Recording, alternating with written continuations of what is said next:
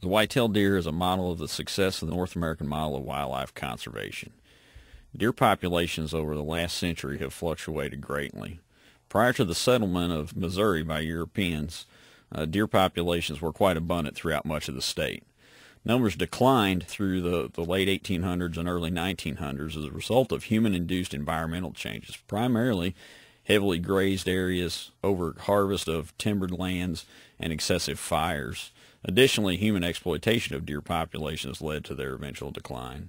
By 1925, we estimate the deer population in Missouri to have been 400 deer.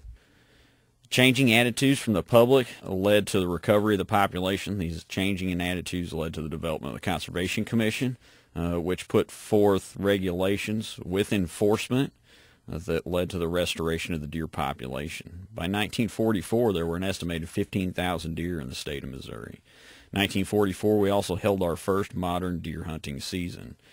Deer management during this time period was relatively simple. Restrictive regulations allowed for continually growing deer populations. As these populations grew, our regulations evolved to account for the additional opportunities that growing deer population provided. By the 1980s, we had a very rapidly growing deer population across much of the state, including overabundance of populations across much of central and north Missouri. This rapidly growing deer population provided opportunities to expand the number of deer harvested by individuals, also provided the opportunity to expand the portions of the firearms deer season and the number of days at which we hunted deer with a firearm, all in an effort to curb this rapidly growing deer population. This graph depicts all those changes that have occurred over the time of the deer restoration in the state of Missouri. Again, our first modern deer hunting season was established in 1944. We implemented the first antlerless deer harvest in 1951, a very aggressive step towards management of deer populations.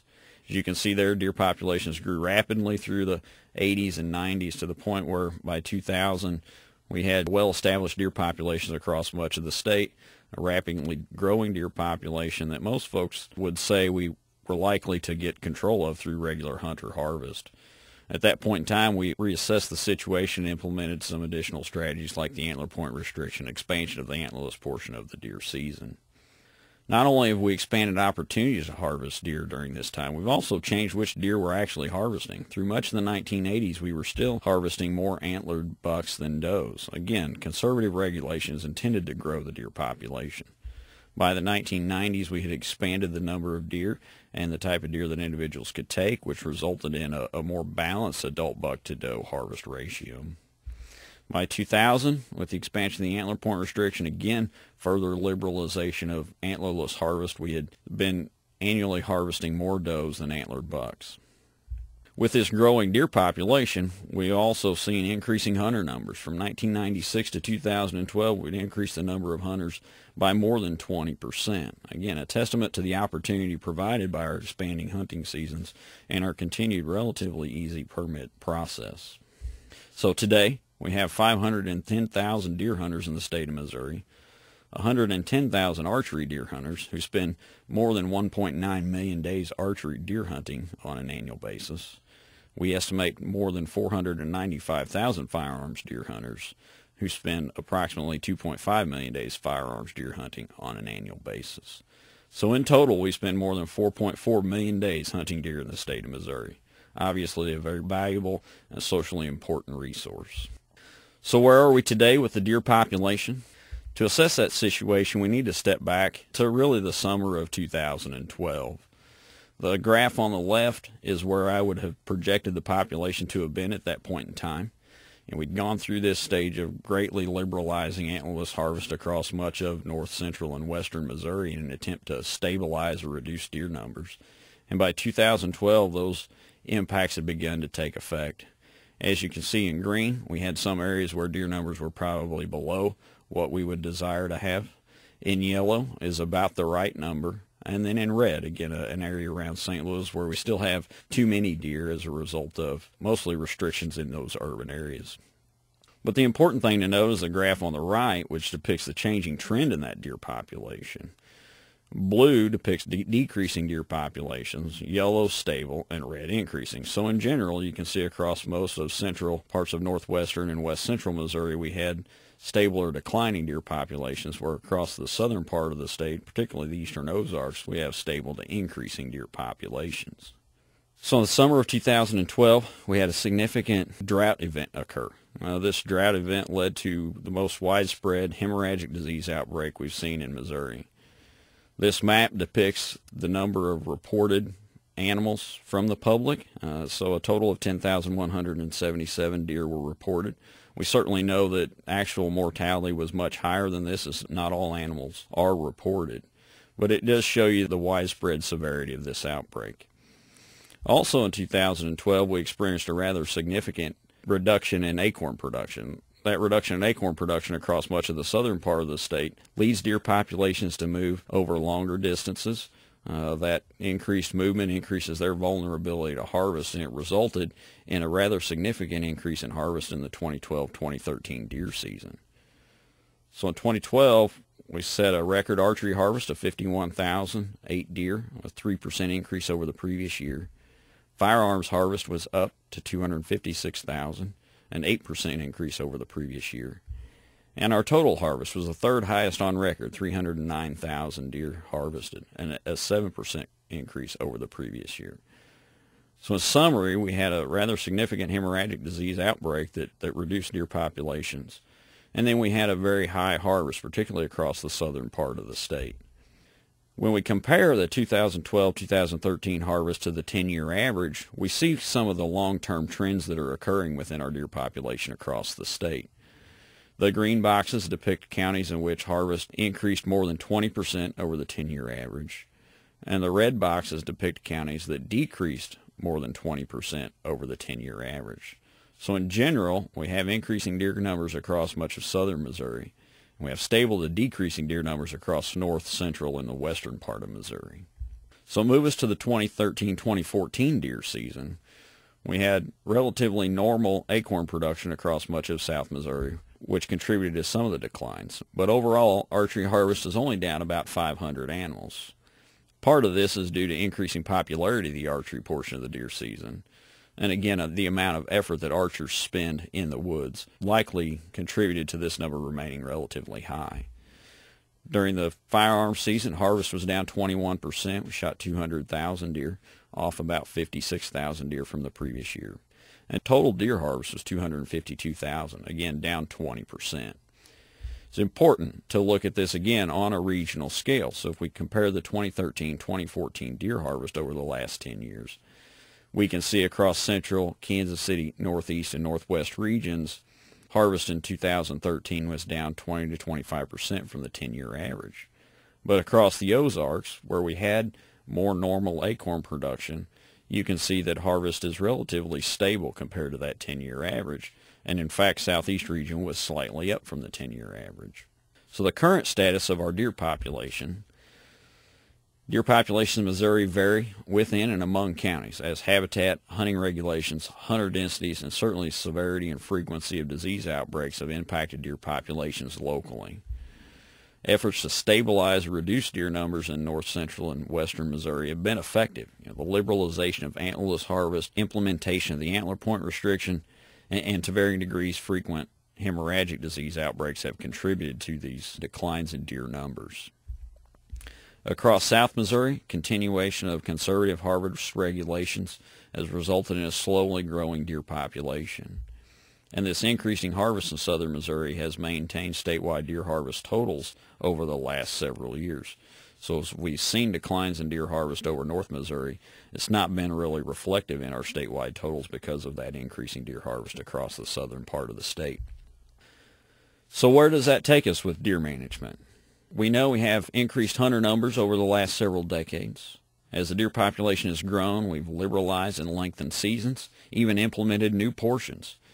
We have a changing demographic of our harvest. Hunters today are conscientious of the role that doe harvest plays in managing populations, are more willing to take those individuals. We have evidence that would suggest that we have lower reproductive rates, particularly across the northern part of the state, which reduces the growth rate of the herd.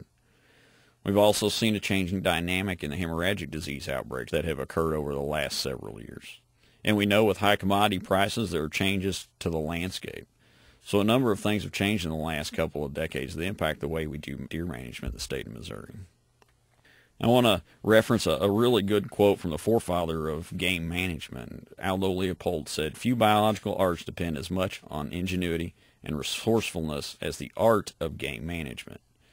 And it's important to understand that deer management really is an art. It's more than just balancing the biological and ecological realities of the species with the social needs of our society. How many deer are we willing to accept? What levels of damage are we willing to accept?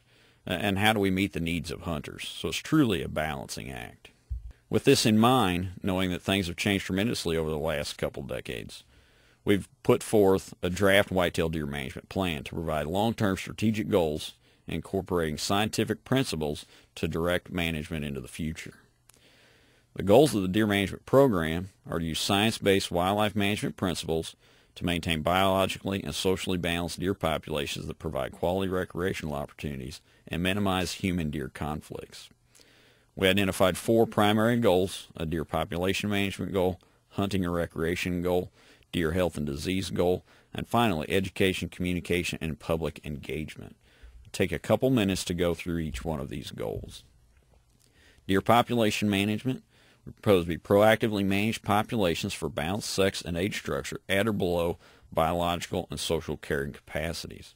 We've identified several key objectives: establish and clearly communicate population management objectives, continue to annually assess and monitor the deer population, establish effective harvest guidelines for management of those deer populations, increase effectiveness of urban and suburban deer population management. Urban and suburban management continues to be a challenge, and we may need to continue our proactive efforts on that front.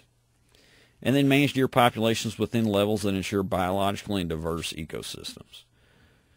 We know that deer populations at extremely high levels can have long-term negative impacts on the ecosystem, so it's important that we ensure that they are maintained at levels below which that damage might occur.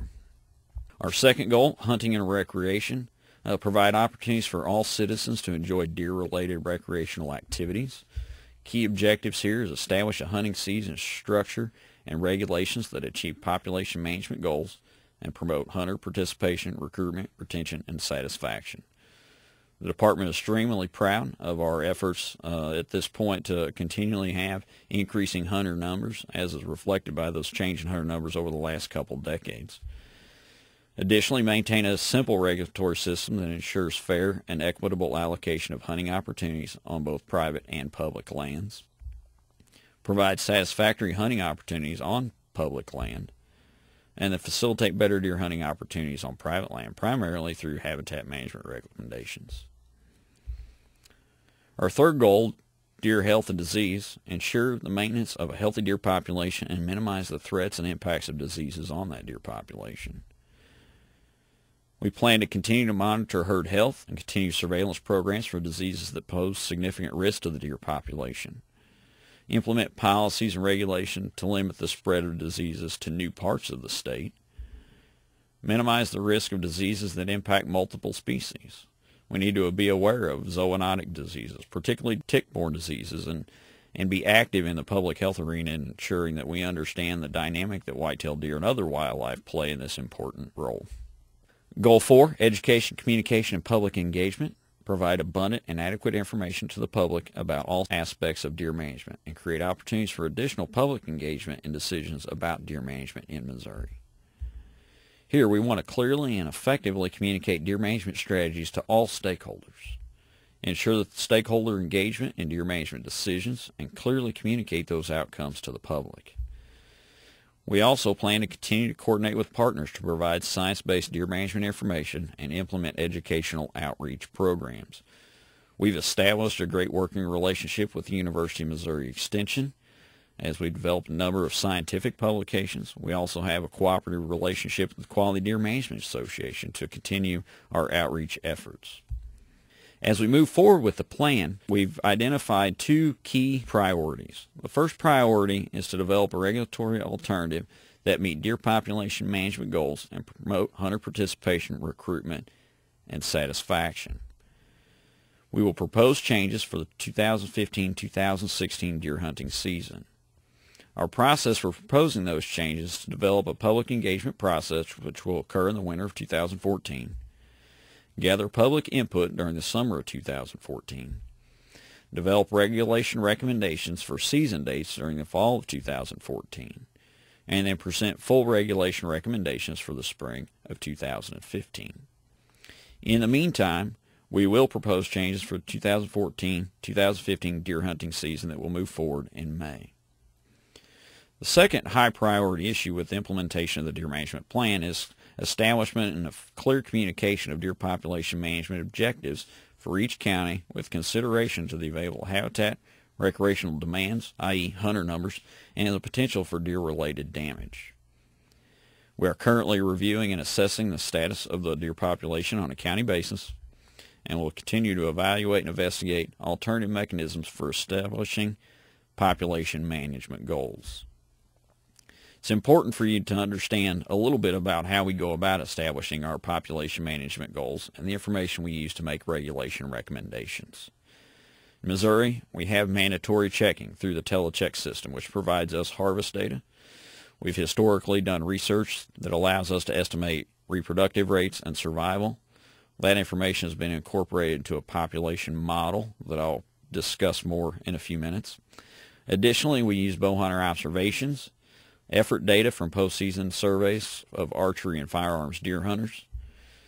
Additionally, we use landowner and hunter attitude surveys. We use postseason archery and firearms surveys to gauge attitudes of hunters. We also survey our staff and ask them what the public perception is about deer populations locally. And we constantly gather public comment. Over the last year, on an annual basis, we collect, hundreds, if not thousands, of comments from the public. Additionally, when we've made significant regulation changes, like implementation of the antler point restriction, we've held public meetings to engage the public in that process. But ultimately, as we move forward, we're looking to collecting better data so that we make better informed decisions. As I mentioned, county-specific population modeling has played an important role in establishment of population goals and recommendations throughout the last several decades of Missouri deer management. These population models are relatively simple and easy to understand, and they worked quite well when we had check stations. We were able to collect large amounts of biological information. With the current telecheck system, the availability of that information is somewhat limited. It served us well with growing deer populations. When we knew they were increasing over time, it was an easy way to confirm those changes. One of the disadvantages is it does not maximize the utility of all the data that we currently collect. Additionally, it does not provide us estimate errors. Our current modeling efforts basically spit out a number. We don't know what the variability around that number is. Also confounded by that limited data collection, as I indicated earlier. Additionally, and probably the most significant, is that current demographic estimates may not resemble present-day conditions. As we've implemented the antler point restriction, as we have liberalized the harvest of antlerless deer, we know harvest pressure on those segments of the population have changed. As we've seen declining reproductive rates, we know that that portion of the model has changed over time. And therefore, we are moving forward with new modeling efforts in the terms of statistical population reconstruction to model trends in our deer population. It's a relatively new method developed for wildlife application. We're working with folks at the University of Missouri and the University of Washington to develop these models. Essentially, this is a single analysis estimate that gives us multiple demographics with confidence intervals. It allows us to estimate abundance, harvest rates, survival rates, and recruitment. Many of the critical components to understanding how populations change and how harvest is impacting those populations. Ultimately, to provide the basis for producing a better informed harvest regulation recommendations. As we move through this process, understanding the demographic backgrounds of the deer population is also important. Therefore, we've proposed a research project to look at survival, recruitment, and movement of deer in Missouri. Our objectives are to establish regional, annual, sex, and age-specific survival and recruitment rates for white-tailed deer in two contrasting regions of Missouri. Therefore, we would propose to do this in North Missouri and in South Missouri so we get that range of variation not only of habitat characteristics but productivity of the environment. Additionally, we'll evaluate movement and space use patterns of white-tailed deer in relation to landscape and habitat use in those regions, with the benefit of providing survival and recruitment estimates that will be utilized by our statistical population reconstruction, as well as developing home range estimates, dispersal movement patterns that can be used to inform region-specific management response plans and education of hunters as to the impacts of deer populations at a local level. So in summary, we've clearly defined the goals of deer management in Missouri. We're engaging the public in a dialogue about that deer management. We clearly communicate population management goals as we move forward. And in the establishment of those population goals, we've proposed some new research to make better informed decisions, all in an effort to increase the credibility of our management recommendations.